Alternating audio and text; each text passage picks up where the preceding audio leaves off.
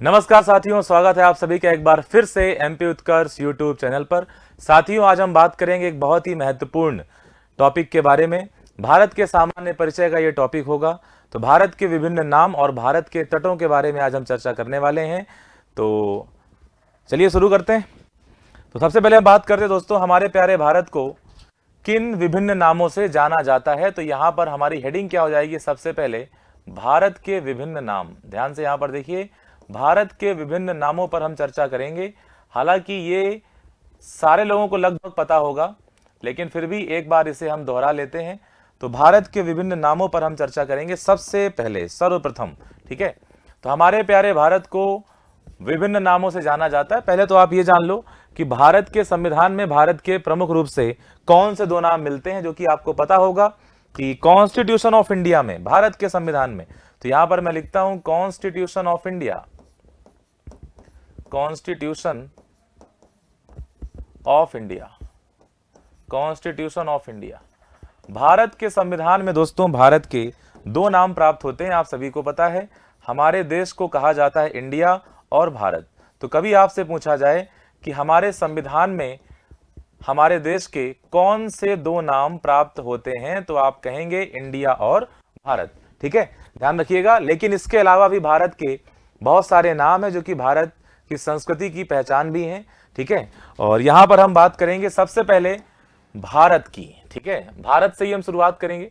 हमारे देश को भारत के नाम से भी जाना जाता है। ठीक है, तो भारत नाम कैसे पड़ा, इसके बारे में दोस्तों कहानी ये मिलती है।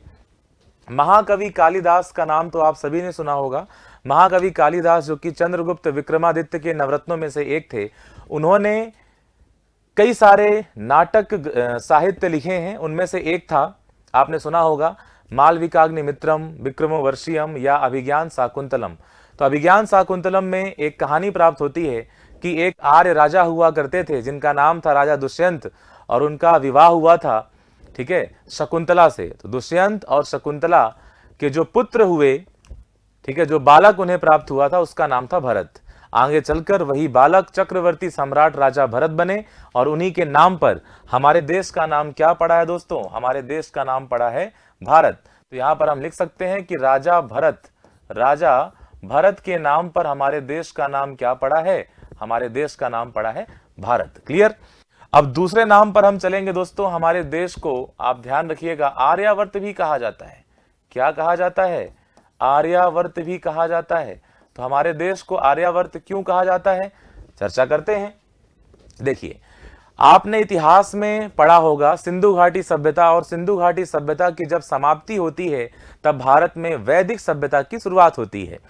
भारत के इतिहास का वह समय जिसकी जानकारी हमें 4 वेदों से प्राप्त होती है, उसे वैदिक सभ्यता कहा जाता है। वेदों की संख्या 4 है, ऋग्वेद, सामवेद, यजुर्वेद और अथर्ववेद। आप सभी को तो पता ही होगा।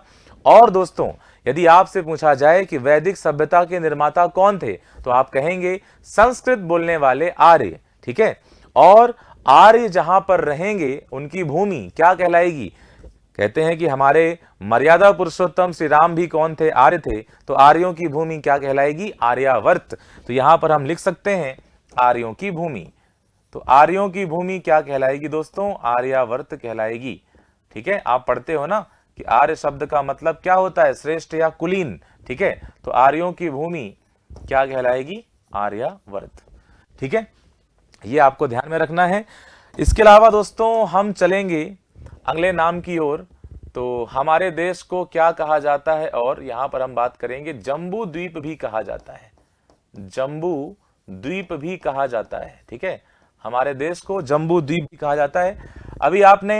अभी चुनाव का माहौल चल ही रहा है, आप सभी को पता है कि लोकसभा चुनाव होने को है। ठीक है, तो अभी गठबंधन इंडिया है ना और भारत के बीच कुछ नाम बदलने की बातें चल रही थी। ऐसा नहीं होगा, लेकिन ठीक है।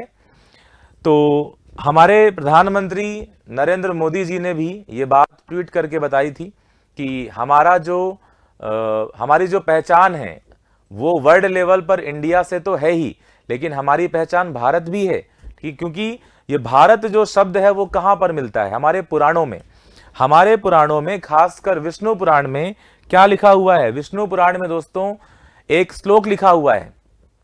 क्या लिखा हुआ है, उत्तरम यत समुद्रश्चैः हिमाद्रिश्चैव दक्षिणम वर्षम तद भारतम नाम भारती यत्र संतति।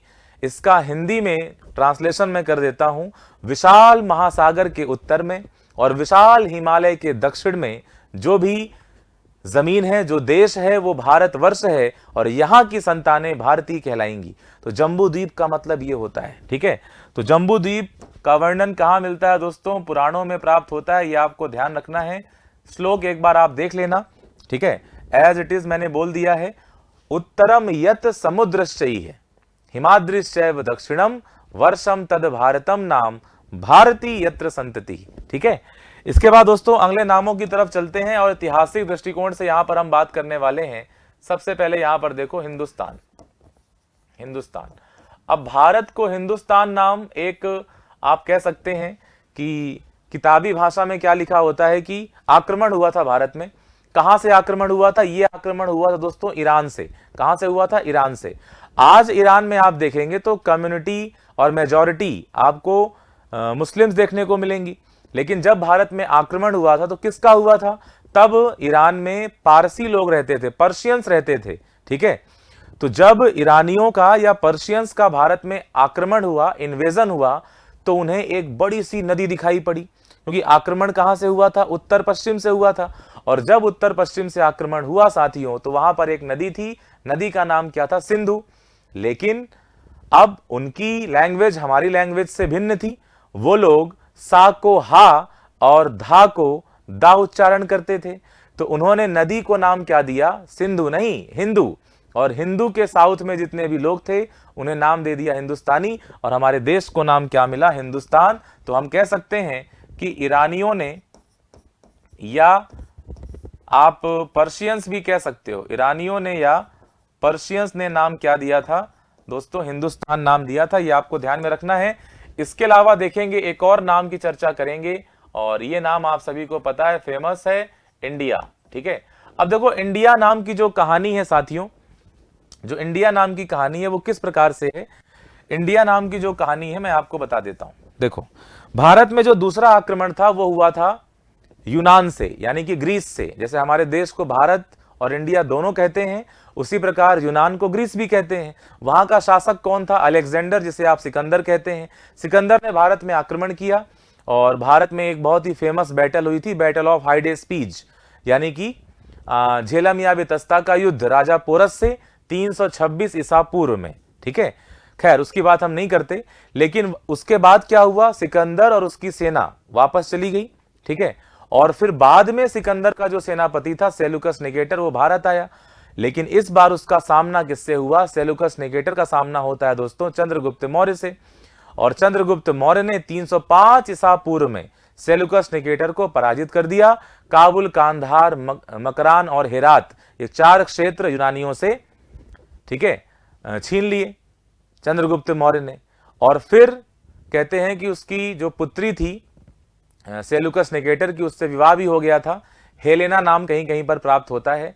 और सेल्यूकस निकेटर ने क्या किया, अपना एक राजदूत मौर्य साम्राज्य में भेजा, जिसका नाम था मेगस्थनीज। और मेगस्थनीज ने भारतीय इतिहास में किताब लिखी जिसका नाम था इंडिका, और बाद में इसी को बेस बना के अंग्रेजों ने भारत को नाम क्या दे दिया, इंडिया। तो कभी आपसे पूछा जाए तो इंडिया नाम किसकी देन है, एक तरह से यूनानियों की देन है, या फिर आप कह सकते हैं यूनानियों को हम ग्रीक्स भी कह सकते हैं।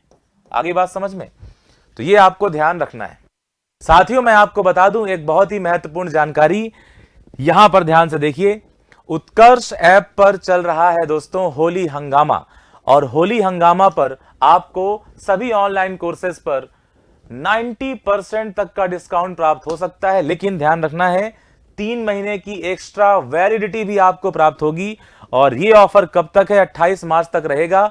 तो अपने प्रियजनों को, अपने साथियों को बताइए, और खुद भी 90% तक की छूट का ये आप लाभ उठा सकते हैं, अपनी तैयारी को बेहतर कर सकते हैं। तो आज के लिए इतना ही साथियों, मिलते हैं अगले क्लास में। तब तक के लिए जय हिंद, जय भारत।